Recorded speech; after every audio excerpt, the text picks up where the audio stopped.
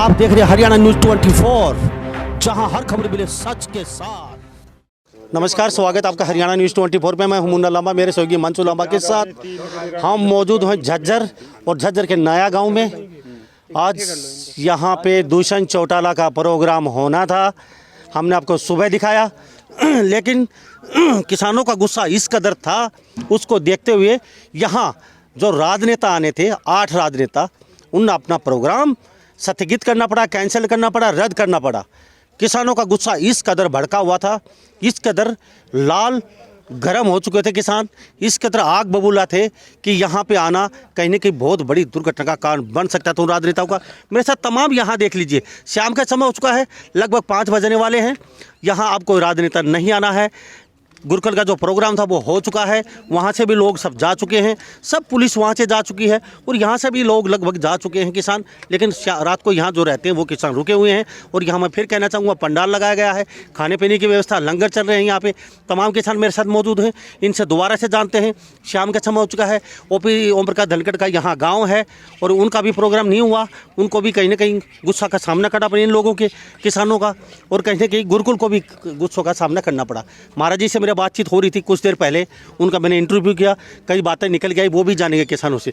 उससे पहले मैं जानता हूं यहाँ पे जो कुलदीप वैश्य नेता हैं, उनको लेके भी काफ़ी रोष है लोगों में कि हमारे बीच आ नहीं रहे हैं, बड़े बड़े वादे किए थे। जी क्या कहेंगे? कलकल खाप से आते हैं आप। हाँ जी, कलकल तो क्या कहेंगे? मैं राष्ट्रीय प्रधान कलकल खाप का चौधरी राजपाल गद्दी खेड़ी। हम तो यह बात कहेंगे, अगर जो नई बिन का यो सरकार का यो ख्याल हो रहा है, सरकार नहीं गिरी, सरकार तो नहीं गिरी, मगर जो है ना हमारी नज़रों से वो 89 आदमी गिर चुके हैं, चाहे वो सत्ता में चाहे वो अपोजिशन में। क्योंकि ये जो है ना प्री प्लान था, इनका भी नहीं हुआ, इनका भी नहीं हुआ। अब इसने अपोजिशन वाले ने कोई कदम उठाना चाहिए था। और भी हमारे साथ ये ज़बरदस्ती कर रहे थे, अगर हम यहाँ आएंगे, ये पहले एक बार फरमाना में गए, आपने बेरा पटिया होगा, और ये जो है ना कुलदीप ये डांडा जो है ना उसमें गया, अमरजीत डांडा शिवा गांव में गया हुआ, इसने झगड़ा करवाया है, बच्चों पर 307 लगाई, फरमाना में 200 बच्चे के मुकदमे दर्ज हुए हैं। तो मैं तो इन यह कहना चाहूँ भाई, जब आप जनता की नजर से गिर चुको तो आप जनता के बीच आने लायक नहीं हो, आप अपनी कोठियों में बंद रहो और यहाँ मत आओ। खाम का को किसी किस्म का दंगा हो जाएगा, आप हमारे बच्चों के खिलाफ मुकदमे लगवा दो, फिर इसमें जो है ना तनाव बढ़ जाएगा और उसकी जो है ना जिम्मेवार सरकार होगी। और किसान इतना तंग आ रहा है, जो है ना हम शांति से बैठे हैं और हम जो ना आराम से बैठे, किसी को कुछ नहीं करे हैं, बॉर्डर के ऊपर बैठे। अब तो जानो वहाँ कति जो है ना हमारा बैरिकेड के ऊपर हम बैठे हैं, हम किसी को कुछ नहीं करे, किसी की मूंगफली तक नहीं उठाई है। अगर ये सरकार हमारे साथ छेड़खानी करेगी, राजनीति वाले साथ छेड़खानी करवाओगे, तो फिर ये जो है ना हम पीछे भी नहीं हटाएंगे। हम जो है ना यो आंदोलन से जन आंदोलन बन सका है, और हमारे साथ ये अगर ये अब भी नहीं मानते, हमारे गाँव में घुसेंगे, तो जो है ना फिर ये क्रांति भी आ जाएगी और ये दूसरा रूप ले सका है। उसकी जिम्मेवार सरकार होगी, ना कि हमारे जो है ना देहात वाले होंगे, ना कोई संयुक्त किसान मोर्चा होगा, कोई भी नहीं होगा, उसकी सरकार जिम्मेवार होगी। इन मैं तो यह कहूँ भाई, आपने जो है ना गाँव में नहीं आना चाहिए। अगर आप में थोड़ा भी ज़मीर बचा है तो आप इस्तीफा देगा भाइयों में आ जाइए, अब तक तो जो है ना माफ़ी मिल जाएगी। और दूषण चौटाला तो जो है ना वहाँ पर बोल रहा था, मैं जो है ना चौधरी देवीलाल का पड़ोता हूँ। चौधरी देवीलाल का पड़ोता कहाँ से? 84 में जो है ना चौधरी देवीलाल ने इस्तीफा दे दिया था। अगर जो है ना मैं नहीं मानता समझौता का, राजीव वाले लोगों वाले समझौते को, उसको दोबारा से उपचुनाव होया था। पहले 17,000 से बना था, मेरी कंस्टिट्यूंसी थे वो मैम से, उन्होंने दोबारा जब हमने उसको बनाया तो उसके जो खिलाफ खड़े थे सबकी जमानतें जब्त हो गई थी। ये भी इसका जो है ना टाइम था, इन्हें इस्तीफा देकर हमारे किसानों के बीच में आकर बैठ जाना चाहिए था। अगली दफ़ा शायद CM भी होता। और अब तो मैं ये कहता हूँ कि ये बंदा जो है ना पंचायत का सबसे छोटा पद है जो जनता चुनती है, पंचायत का पंच बन के दिखा दिया, मैं इसको मान जाऊँगा। ये तो बिल्कुल ख़त्म हो गया, पैसा बतेरा कमा लिया है, निरा पैसा कुछ नहीं होता है, इज्जत भी होती है। और इज्जत ही हमारी जो है ना सबसे बड़ी चीज़ है, इज्जत ही अपनी जो है ना गवा चुके हैं और ये जनता की नजरों से गिर चुके हैं। जी, जिस तरीके से राजनेताओं का पता चलता है पूरे हरियाणा में, जैसा आज यहाँ दूषण चौटाला आने थे, 8 नेता और आने थे उनके साथ, लेकिन नहीं आए, 5 बज चुके, हम नहीं आने हैं, तो किसानों को कुछ न कुछ चाव चढ़ जाता है। जैसे यहाँ जिस तरीके से किसान लामबंद हुए हैं, मैंने सुबह देखा, कल देखा, आज तो बहुत बड़ी तादाद में किसान यहाँ मौजूद थे, उनको पता था दूषण चौटाला के साथ 8 नेता और आने हैं, तो इतनी बुरी तरीके से लामबंद। तो चाव सा है कि मतलब एक वो हो जाता है जैसे किसी शादी में जा रहे हैं हम, और इस तरीके से मतलब जी ये टीम गेम है जो किसान आंदोलन को संख्या में करते हैं। प्रदीप धनखड़ ने परसों एक आह्वान किया, वहाँ पे वीडियो वायरल हुई, और चाहर खाप और जैसे अपने सिलानी जैसे यहाँ के 16 गांव ने जैसे यहाँ एकदम दावा बोला, आज ये फैसले लिए पंचायत ने दो, खेत मेरा मंदिर है, मेरे गांव के जो तालाब कुएं हैं वो मेरा अमृत है, और गांव का चंदा गांव में रहेगा, और जितनी भी संस्थाएं हैं, चाहे वो आपकी सापला की संस्था कालिदास की, चाहे आश्रम है, मंदिर हैं, वो आंदोलन में कभी काम नहीं आए। तो आंदोलन को खड़ा करने में यदि इनकी कोई भूमिका नहीं है, कोई मदद नहीं है, तो राजनीति के करने के ये अड्डे ना बने, ये मैसेज सीधा दिया है। और दूसरी बात, आपने देखा होगा रैया का 9 महीने आंदोलन चला, खुडन का 3 महीने आंदोलन चला, प्रदीप धनखड़ को स्टंट डले वहाँ पे, जब कुलदीप ये कहते थे कि आप एक बार इनको मुझे मौका दें, आप एमएलए का, मैं इसको पटकनी भी दूंगा, मैं इसकी सजा भी कराऊंगा, जो आज भाजपा के चीफ हैं, और मैं जांच भी कराऊंगा, और गांव की ज़मीन जो ठोड़े पानों की मैं वापस भी कराऊंगा। 5-70 हो गए, 5-70 में ना तो उसने एक सवाल उठाया, जब संपर्क किया वो कन्नी काट गए। और जिस तरह जैसे अडानी के सिलोज का एक बड़ा घोटाला था, जिसमें कृषि मंत्री के बेटे को अपनी रजिस्ट्री कैंसिल करके वहाँ जाना पड़ा, रातों रात जिसमें 3.25 लाख जो CLU का रेट था उसको 15 लाख किया गया। और उस बड़े सवाल से जो ज्वाइंट कमेटी बननी थी, जो रिकॉर्ड रिकॉल करती, पर्दे के पीछे खेल हुआ है, नो कॉन्फिडेंस मोशन का खेल कर लिया गया, ताकि किसान को कमज़ोर जानबूझ के दिखाया जाए। और यही कुलदीप वत्स हैं, वो कहते थे कि कानून अगर बन गए तो मैं इस्तीफा दे दूंगा, हम सरकार को पलटी मार देंगे, यदि मैं इस्तीफा नहीं देते तो आज उनका इस एरिया में प्रवेश निषेध भी यहाँ के लोगों ने फैसले पे अपना देखना है कितनी मजबूती से खड़े होते हैं। अब सवाल है, या तो वो माफ़ी मांग के इस्तीफा दें, नहीं तो उनका गांव में प्रवेश निषेध है। और इस संस्थाओं को भी वार्निंग है कि ये अपनी पंचायत से माफ़ी मांगे। चंदा संस्था लोगों की मदद से ये गुरुकुल चलते हैं, तो इनको ये अड्डा ना बनने दें। और आंदोलन बिल्कुल निर्णायक उसमें चलेगी। जो भी गांव से मदद रसद देता है, एक गिलासी लस्सी दे है, दूध दे है, या अन्न से देता है, वो हमारी टीम है। और गांव वालों की ये बहुत बड़ी भूमिका है कि वो नेतृत्व की एक आवाज़ पे किसी परिंदे को भी किसान विरोधी ताकत को गांव में नहीं फटकने दे रहे। जी सर, मैं आपके पास अभी लौटता हूँ, कल खाप के माप से जान लेता हूँ। कुलदीप वत्स की जांच से बात आई, आपके साथ दिखाई नहीं दे रहे, कोई कंधे से कंधा मिला कि अभी आज जैसे कल 2 दिन अहम दिन थे दोनों, और यहाँ बीजेपी के नेता आने थे, लेकिन बादली विधानसभा क्षेत्र से हाँ, इनका भी यही हाल है। इनको जो है ना, अभी ये वहाँ पर तो जो है ना कहते रहे चुनाव से पहले मैं ऐसे कर दूंगा, मैं ऐसे कर दूंगा, उनने भी नहीं कराया। उनको अपनी तरफ से इस्तीफा देकर यहाँ भाई हम बैठो आकर वही बात फिर आएगी, भाई जो है ना आपकी बार ये जितनी वोटों से बनाए उसको जो दुगनी वोटों से बनाएंगे। अगर भैया में नहीं आएगा तो इसका भी यही हाल हो जाएगा। आगे ये भी नहीं घुसने आएगा, कल न वोट मांगने आएंगे तो ये बताएंगे अगर जो है ना उस टाइम तू कहा था जिस टाइम हम यहाँ भूखे पैसे बैठे थे। और ये जो है ना हमारा चाव नहीं है धरना पाने का। किसान को जो है ना इतना ही नतंग कर दिया, इतना परेशान कर दिया, मुकदमे लगाए हैं, झूठे वो करे हैं, दिल्ली में हमारी लाइट काटती है, हमारा नेट बंद कर दिया है, और हमारा जो है ना भाई ये पानी बंद कर दिया है। हम इनसे परेशान हो रहे हैं। हमारा हथियार यही है, अगर जो है ना हम इनको गाँव में नहीं घुसने देंगे। आपका एजेंडा था 2 दिन का, हाँ। ना दुष्यंत चौटाला आएगा, ना 8 नेता आएंगे, ना यहाँ ओम प्रकाश धनखड़ आएगा। हाँ। आपका एजेंडा आज का सफल हो चुका, क्या इसको लेके आप? इसको ये कहता हमारी ये जीत हुई है, हमारी जो है ना लोगों को एक ये जो है ना मिलेगा, संकेत मिलेगा। और दूसरे बाकी हरियाणा के लोगों को भी अगर हमें एक क्लास बनाएंगे, एकता बनाएंगे ना, तो हम इसको जो है ना किसी को नहीं घुसने देंगे, चाहे वो निर्दलीय है, चाहे वो सत्ता पार्टी का, चाहे कोई किसी का भी है। उनका मतलब यह बात कर रहा हूँ जो है ना भाई इनको नहीं घुसने देना, और ये हमारी जीत हो रही है। और ये इनका अपना आप जो है ना हिसाब किताब हो जाएगा, ये ज़्यादा टाइम नहीं लगेगा। बंगाल का चुनाव के बाद में ये जो है ना इधर से ये कार्रवाई करो, किसान हम कर रहे हैं, हमारी जो है ना सुनाई हो जाएगी, नहीं तो ये आंदोलन फैल नहीं होगा और ये इतना लंबा चल जाएगा अगर जो है ना इसकी कोई सीमा नहीं है। हम उसकी जो है ना इंतज़ार करेंगे, 3 साल इनके बच रहे, 36 महीने। अगली सरकार आएगी ना, हम उस तक भी इंतजार करेंगे। अगर हमारी MSP स्वामीनाथन आयोग लागू नहीं होती और ये कानून के अंडर नहीं होते तो हम इतने लंबे चल जाते हैं। हम अगली सरकार का भी इंतजार करेंगे, वह क्या करती है। धन्यवाद जी। धनखड़ साहब क्या कहेंगे? राम राम जी, क्या लगता है आज का एजेंडा आपका सफल है? डिप्टी CM बहुत बड़ी पावर होती है, बड़ा अमला जमला होता है उसके साथ, और 8 नेता, बिजली मंत्री भी, पता नहीं कौन कौन यहाँ आज आना था, और प्रदेश अध्यक्ष भी, उनका गांव है यहाँ पे। आपका एजेंडा आज सफल हो चुका किसानों असली का। जीत की तरफ तो ध्यान गया ही नहीं। ये सबसे बड़ी बीजेपी की हार है। बीजेपी का प्रदेश अध्यक्ष है ओम प्रकाश धनखड़। सबसे हॉट सीट जिसको बोलते हो, वो एक हॉट सीट थी। उनका घर जब गृह प्रवेश पर ठोकर लग जाती तो कहाँ ओम प्रकाश और कहाँ बीजेपी। अगर आज के बाद भी अगर ओम प्रकाश ये कहे कहीं सभा में कि हमने तो न्यू कर रखा है, अगर तेरे घर बाहर नहीं तो दरवाजे तो खुलते भी कौन है, तो दूसरे के बाहर नहीं वो करेगा। तो अब लानत है, हम तो ये कहते हैं। और रही बात, ये बार बार चर्चा चल रही है, छोड़ का आजा पद को शर्म हो तो। अगर आज भी भाईचारे में लड़ना है तो पहले तो बीजेपी को छोड़ना पड़ेगा। और भाई जो चार खाप और ये आज धनखड़ खाप और ये इकट्ठी हो रही है, इन तक माफ़ी मांगनी पड़ेगी। रही दूसरी बात राजनीति की, हम तो नहीं कहा, ये तो एक टेस्ट चल पड़ा।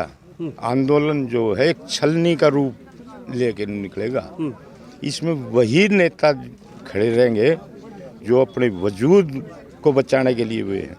अगर खाली एक ही उस पर खड़े हैं, भाई पॉलिटिकली मेरा धर्म है, वो नहीं है ये गेम। जिसमें तो अच्छे का इंटरव्यू होगा कि कौन ओम प्रकाश है, किससे बिलोंग करता था। अगर उसके ट्रेनिंग सेंटर अगर गुजरात है, फिर हमारा भाई तो है ही नहीं। जी जी सर। लोग जो एक आह्वान सर, है जो- मैं आपसे एक बात जानना चाहूँगा। अब ये धरना यहाँ फिक्स कर दिया, फिक्स रहेगा? नहीं, फिक्स नहीं रहेगा। ये 2 दिन के लिए था सिर्फ। था ये तो 2 दिन का मोर्चा था हमारा, जो कि वे 8 नेता आने थे हमारे, जो जेजेपी के और भाजपा के। वे हमारा ये संगठन आके कॉल होगी और हम आके यहाँ बैठ गए। ठीक है। और ये हमारा धरना आज सफल है। अब अपना मोर्चा कहीं आगे? ये हमारा मोर्चा तो ढासा बॉर्डर है जी। अच्छा चलो। यानी कि कहीं नेता आएंगे जेजेपी और बीजेपी का, वहाँ का मोर्चा फिर पहुँच जाएगा। हाँ जी, बिल्कुल एक कॉल के ऊपर पहुँचेगा। गाँव बसाने की जरूरत नहीं है। जैसे मुगलों से बचने के लिए पाने और जो बार फिरनियों में रास्ते बंद करके जो एक हाथ में तलवार एक हाथ में हल रखता था, जब ये फैसला होगा जब तक आंदोलन है किसान विरोधी ताकत गाँव में प्रवेश ना करे, तो ये तो भाई गाँव तो बसे और है। गाँव ने अपने मिलिटेंट डिफेंस शुरू में किए हुए हैं, हमारा इतिहास बताता है। तो जब तक ये आंदोलन चल रहा है, हर थोड़ी भी राजनीतिक समझ है कि आगे भविष्य में राजनीति करनी है, तो अपने रिजाइन कर समर्थन वापस करके जनता के साथ आओ, नहीं तो जूते पड़ेंगे, बड़का के रिश्ते नहीं होंगे आगे तरह के। जी क्या बात है जी। आप बादली विधानसभा क्षेत्र से, तो क्या लगता है, कुछ दिन पहले एक हमने अखबार में पढ़ा था, आपके जो नेता हैं वत्स साहब, उसका कुछ लिखा हुआ आया था, क्या था वो? देखिए, अब देश में लोकतंत्र पूरी तरह से खत्म हो चुका है। देश में ना पक्ष रहा है ना विपक्ष रहा है। अब जब विपक्ष की विधानसभा लोकसभा में कोई सुन ही नहीं रहा है, कोई अपनी बात को रख ही नहीं पा रहे हैं, तो वहाँ पर बैठने का फ़ायदा क्या है? जनता के टैक्स के पैसों का दुरुपयोग करने का फ़ायदा क्या है? इसलिए हम भी चाहते हैं समस्त विपक्ष के नेताओं से कि वो अपना इस्तीफा दे के, चाहे वो आज़ाद उम्मीदवार हो या कांग्रेसी विधायक हो, वो अपना इस्तीफा दे के हमारे बीच आएँ और हमारे साथ ही यहाँ पर दरियों पर बैठे। और इसी विषय में हम, जैसे हमारा गाँव बादली विधानसभा क्षेत्र के अंतर्गत आता, तो हम अपने नेता कुलदीप से भी यही कहते हैं कि वो अपना इस्तीफा देके जो है ना हमारे लोगों के बीच आया, यहाँ पर आगे बैठने का काम किया। उन्होंने अगर इस्तीफा नहीं देते तो क्या फैसला होगा?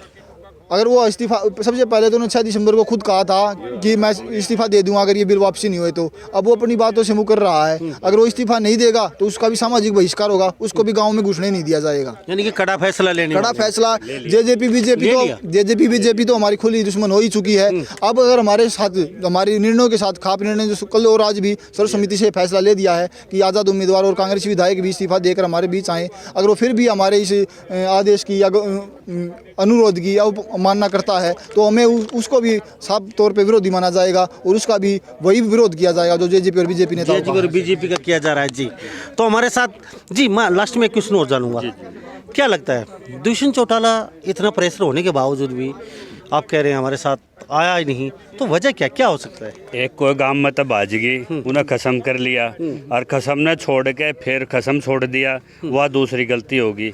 या मैसर काटड़ू खुला के ये बाजपाड़े के बंद लिया, अब जजपा नहीं बाजपा रहेगी। जब उसको बहू की संज्ञा दे दी, वो अपने पिताजी को और इतने घोटाले करें, डिप्टी सीएम की सीट पर रहते हुए खुल रहे हैं, हाईकोर्ट की डायरेक्शन है, वो जेल में नहीं जाना चाहता। और जैसे निर्दलियों पे रेड हुई और जैसे माहौल बनाया गया है विश्वास में, एजेंसियों के माध्यम से देश चल रहा है, तो ये कायर लोग हैं, ये देवीलाल के डीएनए हो ही नहीं सकते।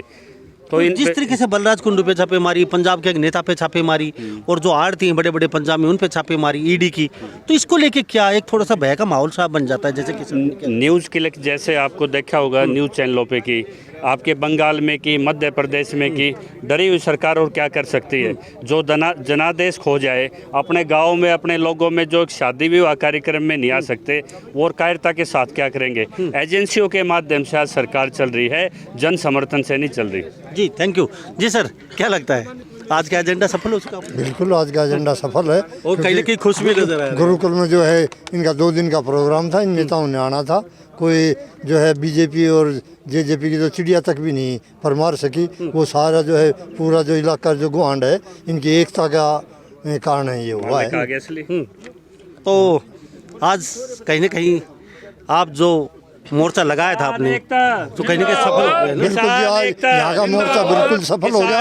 और जो ये 3 जो कानून जो बनाए हैं, जो और मोर्चे लगे हुए हैं, जब तक इन तीनों कानूनों को रद्द नहीं कर देगी सरकार, तब तक वे मोर्चे वहाँ लगे रहेंगे और वो भी फतेह करके ही उठेंगे वहाँ से। थैंक यू साहब, धन्यवाद।